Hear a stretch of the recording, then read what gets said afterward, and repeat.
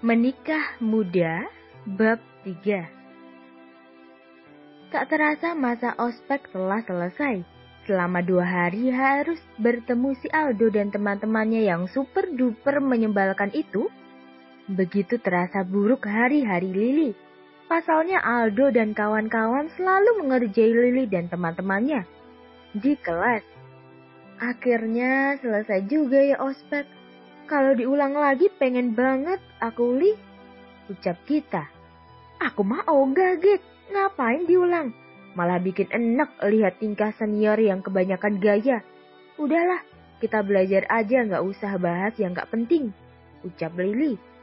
Semenjak bertemu saat ospek, Aldo terus-terusan kepikiran gadis berjilbab itu.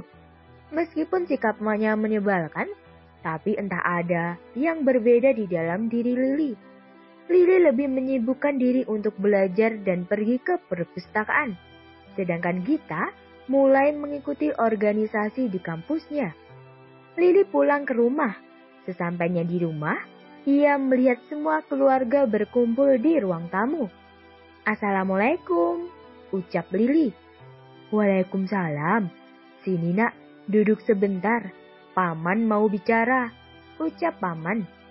Kemudian Lili pun duduk di kursi. Ada apa paman? Tanya Lili. Begini, paman mau menyampaikan bahwa perusahaan kita sedang diambang batas. Dan sebentar lagi akan kolaps. Papamu meninggalkan hutang yang banyak sebelum kecelakaan itu. Dan ternyata akan jatuh tempo. Dan jalan satu-satunya adalah mencari investor, nak.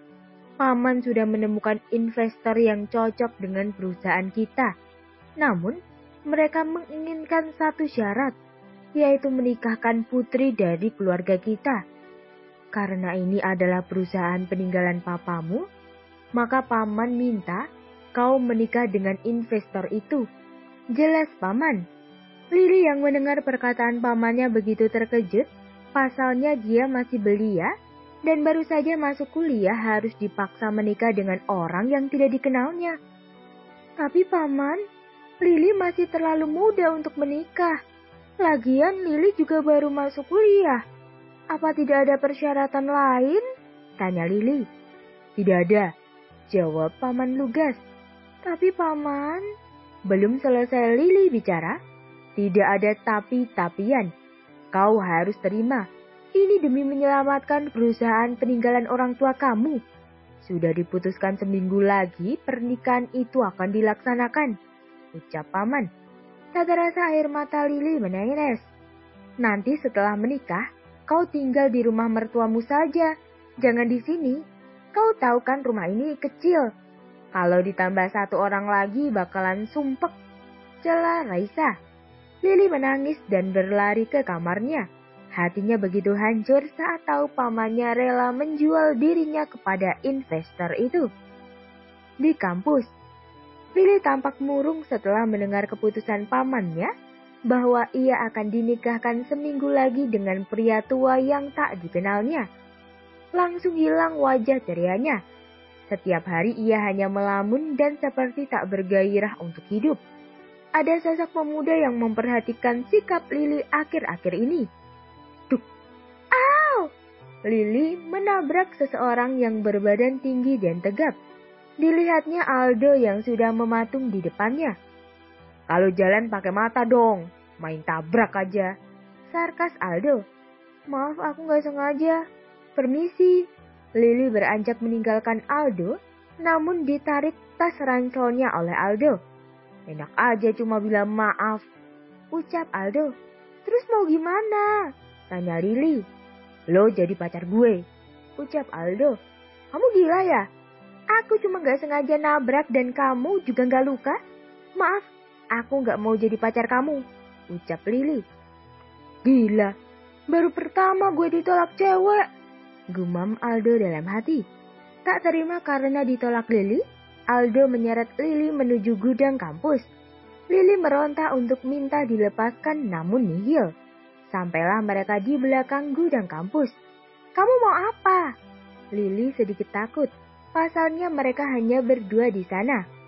Gue mau lo jadi pacar gue. sarkas Aldo. Maaf, aku gak mau pacaran sebelum nikah, ucap Lily.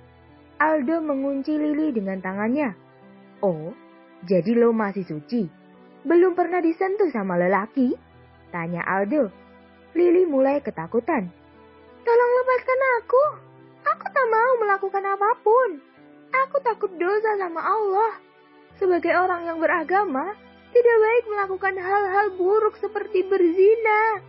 Lily pun bergetar saat berkata seperti itu.